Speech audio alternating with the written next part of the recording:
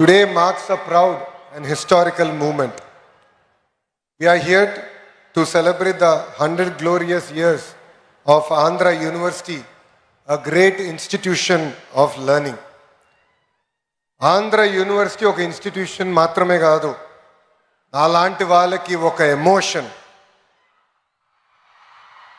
It lives in the hearts of generations. It is my privilege to extend a warm welcome to our Honorable Vice President of India, C.P. Radhakrishnan Garu. Sir, your life of service, integrity continue to inspire next generation leaders. I also extend a heartfelt welcome to the Honorable Governor of Andhra Pradesh and our beloved Chancellor, Sri S. Abdul Nazir Garu. Sir, your guidance to me personally means a lot. Your support has really enabled us to transform our state universities. And I'm equally privileged to have with us a legend who lives in the hearts of millions, Sri Sachin Tendulkar ji, a symbol of discipline, dedication and excellence. From the first time I've met you to meeting you again today here, your support to Andhra Pradesh and your motivation to lead from the front means a lot to me personally, sir. And there is another legend amongst us, that is none other than our Honorable Chief Minister, Shri Nara Chandrababu Naidu Garu, whose vision continues to inspire next generation leaders like me and to the youngsters sitting in front of us. And your strength is our foundation for the future of education. And I've always been told to treat people the way you want to be treated, especially when they are in trouble. One person who has stood always by me during my lowest time to my highest time, Shri M. Venkaiah Naidu Garu, your support personally means a lot to me, sir. And Honorable Governor of Odisha, Shri Haribabu Garu. And I also extend my warm greetings to all the dignitaries on the dais, esteemed alumni, faculty in front of me, and my dear students. 2014లో రాష్ట్ర విభజన జరిగింది. కట్టు బట్టలతో మెడబట్టి మనందరినీ బయటికి గెంటేశారు. రాజధాని ఎక్కడ ఉండాలో చెప్పలేదు. ముఖ్యమంత్రి గారు కూర్చునే కనీసం కుర్చీ లేని పరిస్థితి. సచివాలయం లేదు, అసెంబ్లీ లేదు. అలాంటి పరిస్థితుల్లో మనం మన ప్రయాణం ప్రారంభం చేశాం. కానీ ఆ రోజు మనకి 2 బ్రాండ్లు వచ్చినాయి. ఒకటి ఆంధ్ర యూనివర్సిటీ, రెండోది మన బ్రాండ్ చంద్రబాబు నాయుడు గారు. ఇక్కడున్న మీ అందరు తెలుసు, ఆ రోజు తొలి క్యాబినెట్ మీటింగ్ ఆంధ్ర యూనివర్సిటీలో మనం ఏర్పాటు చేసుకుంటాం జరిగింది. అంతెందుకు భాష ప్రయుక్త రాష్ట్రాలు ఏర్పడినప్పుడు తొలి అసెంబ్లీ సమావేశాలు కూడా ఆంధ్ర యూనివర్సిటీలోనే ఏర్పాటు చేసుకుంటాం జరిగింది. ఆంధ్ర యూనివర్సిటీ ఒక పేరు మాత్రమే కాదు, 100 ఏళ్ల చరిత్ర. స్వాతంత్రం వచ్చే ముందల తెలుగు ప్రజలు పోరాడి ఆంధ్ర యూనివర్సిటీ సాధించుకుంటాం జరిగింది.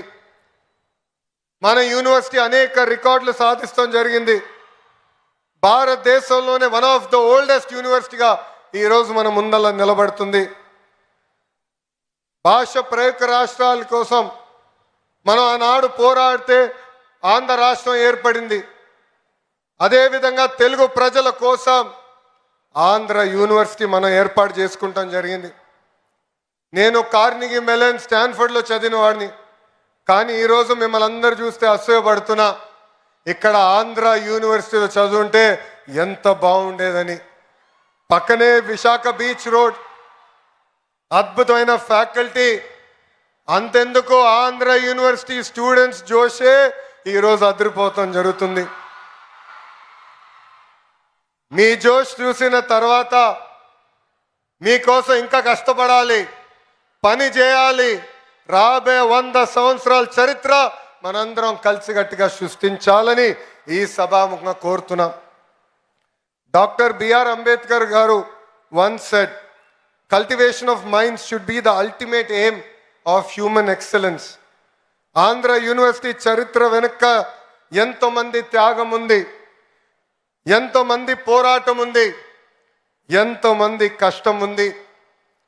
సిఆర్ రెడ్డి గారు మొదటి వైస్ ఛాన్సలర్గా ఒక క్లియర్ డైరెక్షన్ ఆయన మనకు అందిస్తాం జరిగింది. దాని తర్వాత డాక్టర్ సర్వేపల్లి రాధాకృష్ణ గారు వైస్ ఛాన్సలర్గా కూడా పనిచేస్తాం జరిగింది. ఆయన విజన్, ఆయన స్పీడ్, ఆయన కమిట్మెంట్గా ఈరోజు ఆంధ్ర యూనివర్సిటీ ఈ స్థాయికి వస్తాం జరిగింది. ఎంతోమంది దాతలు ఆంధ్ర యూనివర్సిటీ అభివృద్ధి కోసం సహకరిస్తాం జరిగింది. ఎంతోమంది vice chancellor Andhra university development కోసం కృషి చేశారు. వైస్ ఛాన్సలర్స్కి విజన్ ఉంటేనే ఆంధ్ర యూనివర్సిటీని మనం ముందరికి తీసుకెళ్తాం. యూనివర్సిటీని జనరల్గా విశ్వవిద్యాలయాలు అంటారు, కానీ మన ఆంధ్ర యూనివర్సిటీని ఆంధ్ర విశ్వ కళా పరిషత్ అంటారు. It is a blend of pure academics along with fine arts.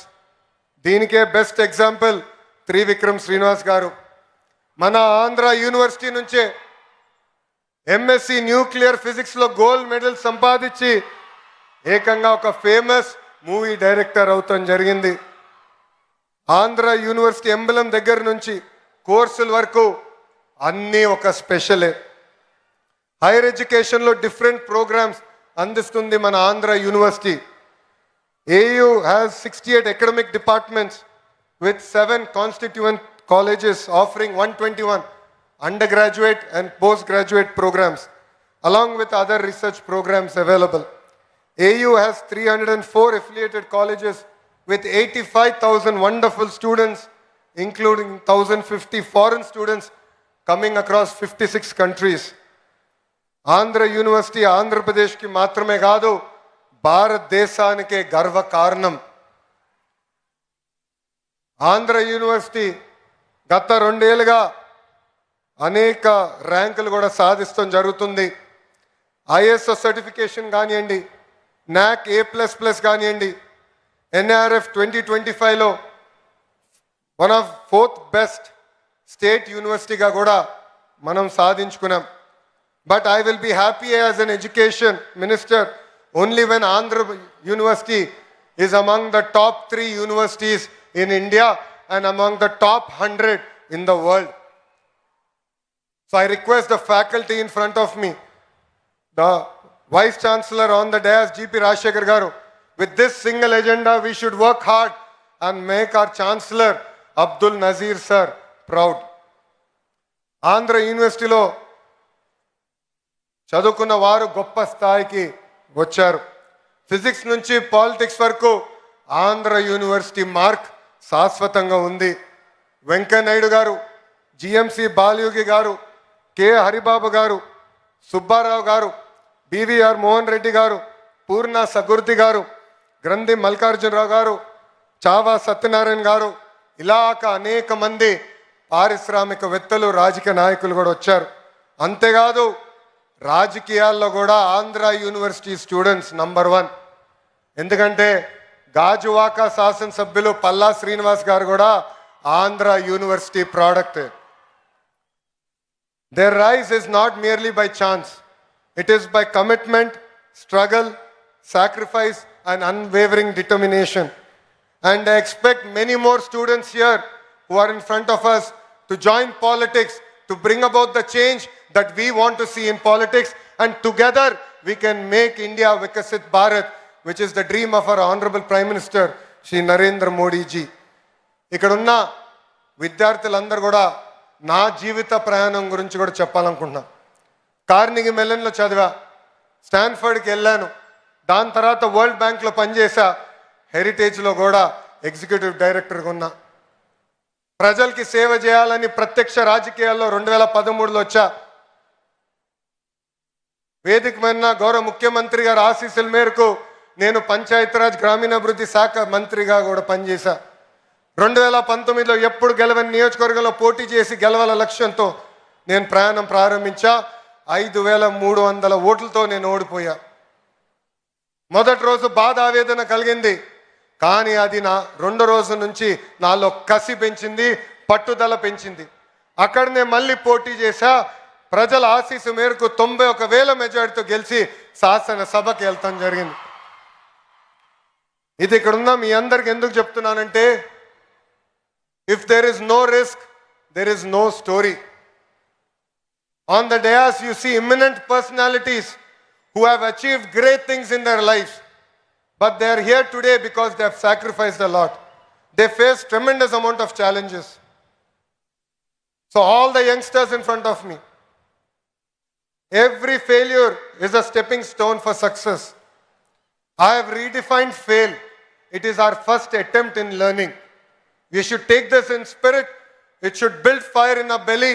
And we should go achieve what we want to achieve in our lives. AU 100 ఏళ్ల ప్రయాణం పూర్తి చేసుకుంది. కాలం మారుతుంది, టెక్నాలజీలు కూడా మారుతున్నాయి.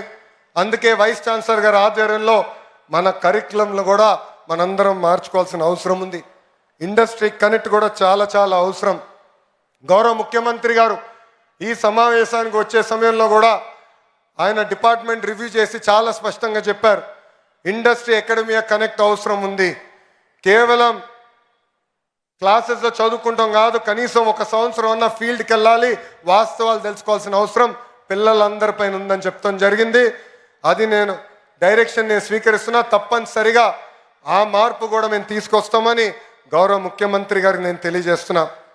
మనందరం చూస్తున్నాం, 4 సంవత్సరాలు మీరు అద్భుతంగా కష్టపడి చదువుకుంటారు, కానీ ఉద్యోగాలు వచ్చేదానికి కొంచెం ఇబ్బంది పడతారు. తర్వాత స్కిల్ డెవలప్మెంట్ అని కరెక్ట్గా 4 నెలలు మీరు అక్కడికి వెళ్ళిన వెంటనే నేర్చుకున్న వెంటనే మీకు ఉద్యోగాలు వచ్చే పరిస్థితి. ఇదే అంటారు స్కిల్ గ్యాప్.